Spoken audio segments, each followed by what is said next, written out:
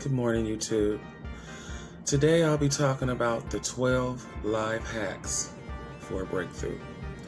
These are 12 personal steps that I took to get through things in life.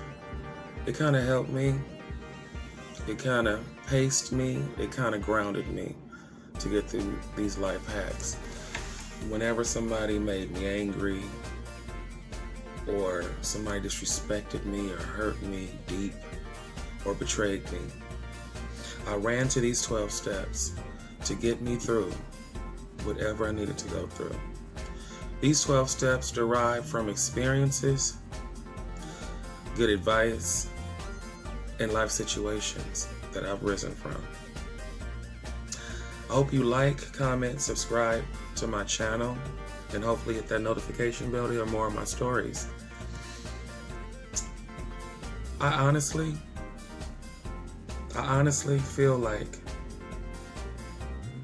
I said in these last videos, I honestly feel like God has pushed me to do this. He's blessed me. He keeps blessing me, and He keeps putting people in my life to show me that He's for me and I'm doing the right thing and I'm going on the right path. And I know I'm going on the right path because I don't have any ill-willed motives for these videos. I'm not looking for any donations or none of that. It's my donation giving to you. As human beings in this type of world, we need to really think about our motives with people. This is a time to give, not a time to take. This is a time to help your fellow man or brother, regardless of what race or color he is. It's time to help people. When you prick us, we all bleed red. Think about it. We all make mistakes and we're all human. So saying all this to say, these are the 12 life hacks of a breakthrough. Love you all, YouTube. I'll be back.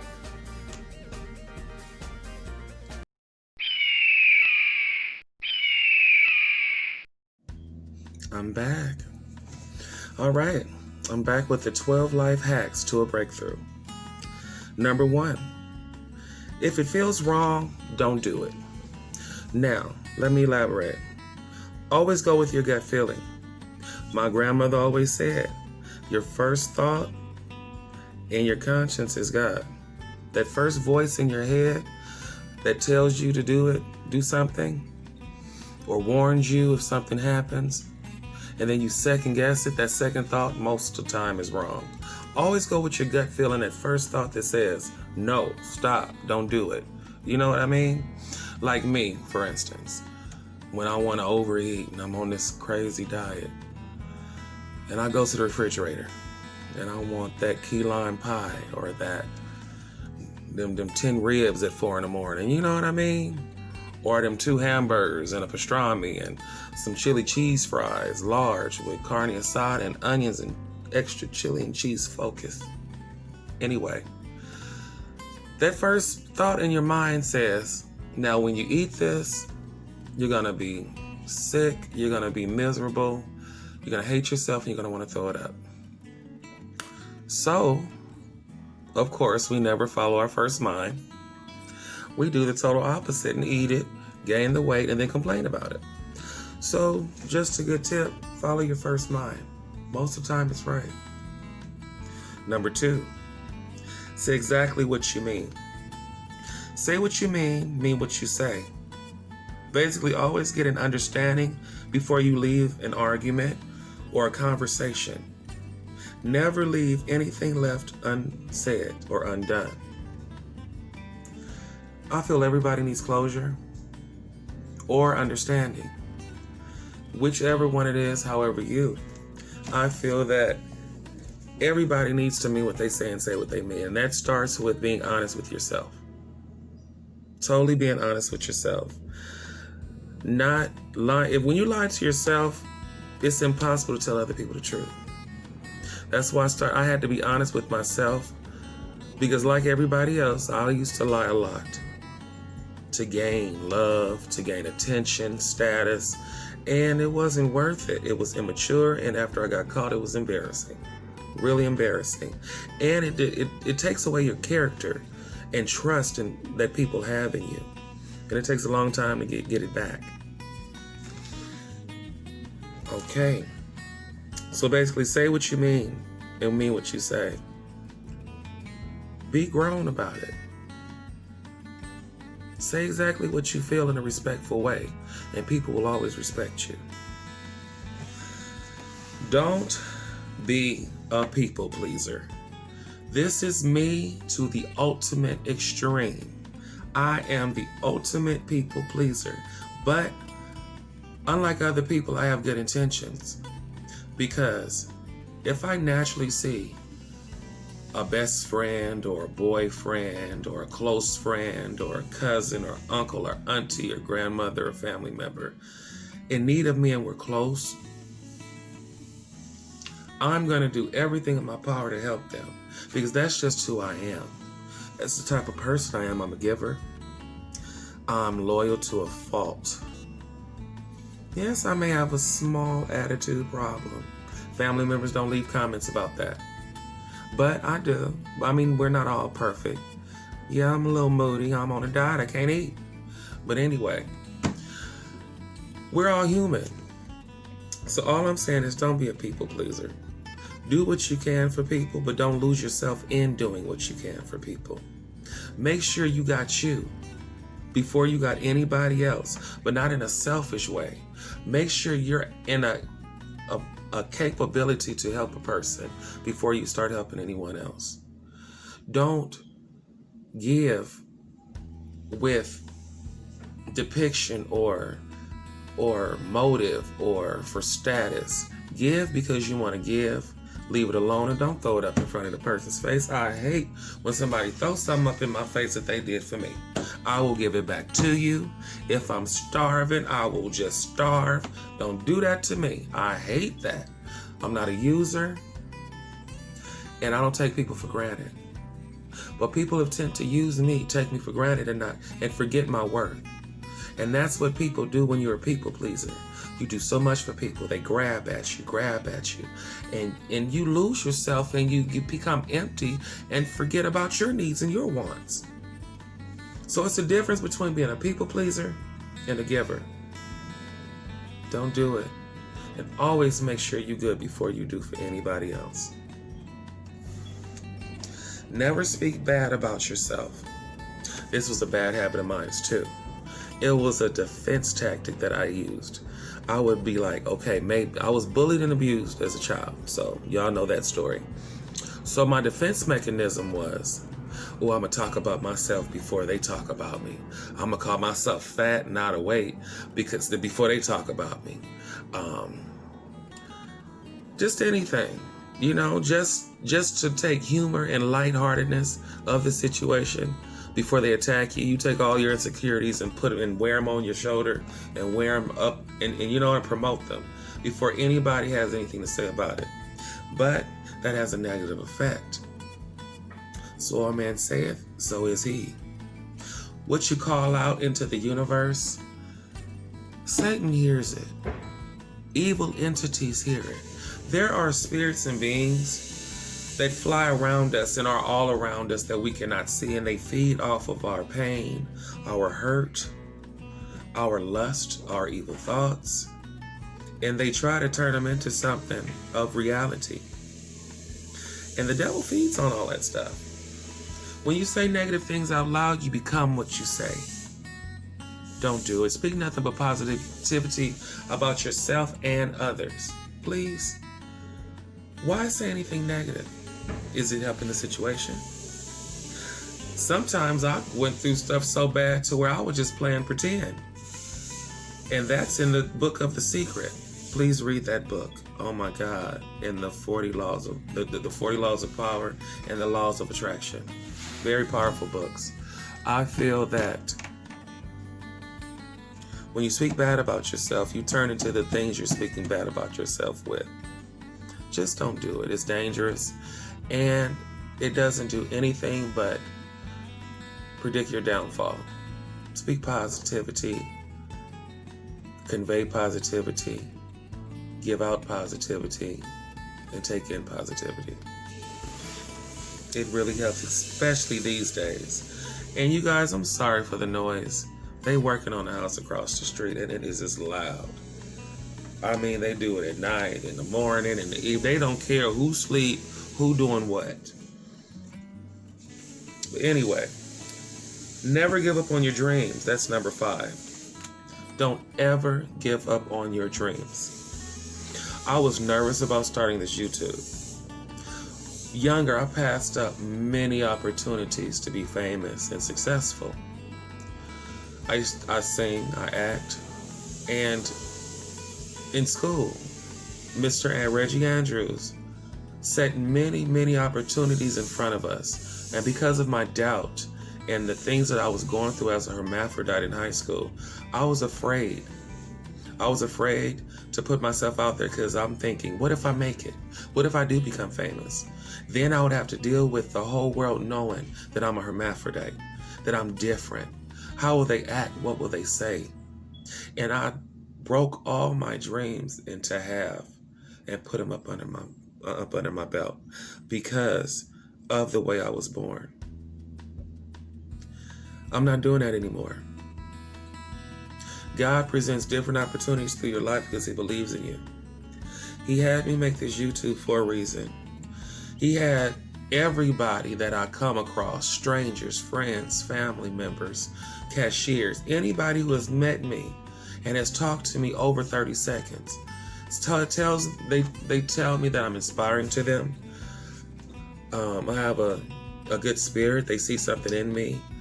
They say I have a larger than life personality, and me inside my head, I would hear it. I say thank you and really appreciate it, but I didn't believe it myself. Even now, today, that I'm working on myself and working through this journey, I still doubt myself. I still have insecurities, deep insecurities about myself. All while I'm talking to you right now, I'm looking at my neck, my teeth, my mouth, how fat my face is, and I have literally put myself in a boot camp to make myself comfortable with looking at myself and accepting myself of however I am. It's hard, but I'm accepting my insecurities. I'm relishing in them and I'm loving myself for me. The first time I've ever did it in my whole life. You should do it too. It feels good. It takes time and work, but learning to love yourself, but still working on yourself is the best potion for change, for a breakthrough. Yeah, I'm saggy skin. I'm not perfect. I'm losing weight. But I have to keep building myself up. Keep building yourself up. When you get discouraged, go work out. You get hungry, eat a banana or something. That's what I do. I drink a lot of water, lemon water. I keep myself distracted. And this YouTube is really helping me too. Me diving into YouTube is a dream of mine that I'm actually conquering at this moment with you all. And I'm happy to share my story and my journey with you all. And I appreciate you all for listening to me. I really do. All right. Number 7, don't be afraid to say yes. When it comes to self-love, we tend to forget about ourselves and we stretch ourselves thin. Then we forget about our own wants and needs. So say yes to yourself sometimes. It's okay. And it's okay to say yes to other people. But don't say yes when you're being inconvenienced. Because then you're going to become bitter and you're going to give grudgingly and not of necessity. So don't be afraid to say yes, but only when you can. Let go of what you can't control. It's no point stressing out about anything that you can't control. When things get overwhelming, remember to breathe, focus, position yourself, ground your mind into thinking. I can't control this situation. I'm going to pray about it, have faith, and let it go. And whatever religion you're in, some of my friends say they write all of their problems on paper and burn them and give them to the universe. However you deal with your problems, all of that works because symbolically you're handing your problems over and not owning them anymore. Your higher power or God, my God, told me that I don't have to deal with it. He said he would handle it, and all I had to do was have faith. So I'm finally starting to apply those things. And it really helps. It really do. Your mind is so powerful. And what you think and what you produce in your mind and how you take in life and digest things that happen to you really controls how you act out. And it depicts your future. Number 9, stay away from negativity. We are all human beings that's made of love. And our souls are so sensitive, we can bring in anything that attaches themselves to us. Don't let negativity attach themselves to you. If somebody's in a negative mood and you're in a positive mood and they come around you, all of a sudden you start feeling warmth and seeing different colors around them and horns, literally, like they just full of anger. Don't let them do it to you, because eventually they're going to try to take their anger out on you and then try to mess up your mood. Negativity attaches themselves to people. Don't let negativity attach themselves to you.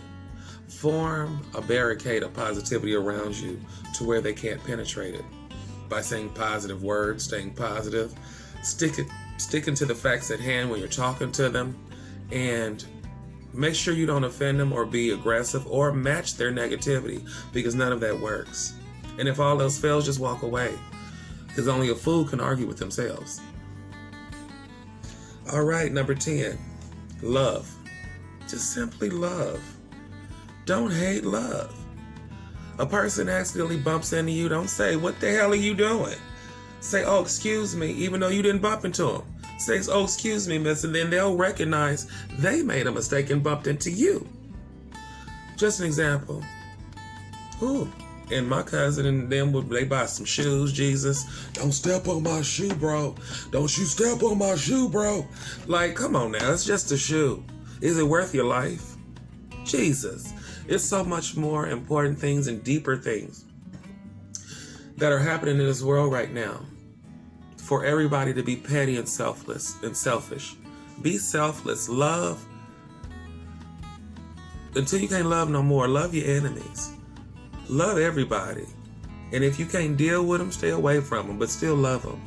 We're all made of love, and love is free, love is patient, love is kind. Love has no ego. And that's the only way to get into heaven. Number 11, when they make a mistake of the old you for the new you. When you changed and you used to be this mean, evil, messy person, and now that you've changed and you've grown and you've lived and you're on a road to healing, and your old friends and stuff and family members misunderstand the old you for the new you, let them know. Don't get mad. Don't fall back into your old ways. Remind them of who you are right now. Lay ground rules. Teach a person how to treat you. You got to let them know and update people, because the last impression they had was when you was messy. Think about it. You have to be mature about it and think about the whole situation. You have to think about both sides of the coin and then put it together. There's never one side to a story. And number 12, lastly, is pay it forward. Anytime somebody blesses you, bless 3 people. Don't receive nothing in return, because what are you giving for if you're looking for something in return? That's just redundant. So what I want you to do for this last one, what I always do when I'm feeling in a mess and feeling like I need something, I give my last. And oh my God, it works every time. And I'm not just doing it to get bigger things, but the blessings is overwhelming. And sometimes it freaks you out, because sometimes it just comes like that. I swear to God. So pay it forward. Give blessings. It could be food, it could be money, it could be advice, it could be your love, patience, and attention. It could be anything that you give, but give to 3 people and pay it forward. And you tell those 3 people to bless 3 other people. And all of that is going to come back to you tenfold and 100%. And this concludes my 12 steps and life hacks to a breakthrough. And on my conclusion and on that note, This concludes episode 5. I love you all for free. Stay focused. Stay free. Keep your mind open. Love effortlessly, genuinely, and keep telling your story. Don't be afraid to tell your story like I'm telling mine. It's somebody that needs to hear it, and somebody needs counseling help for it. I love you all for free. The Phoenix Saga continues, and stay tuned for episode 6. I don't know what I'm going to do, but I'm going to do it. Love y'all. Bye.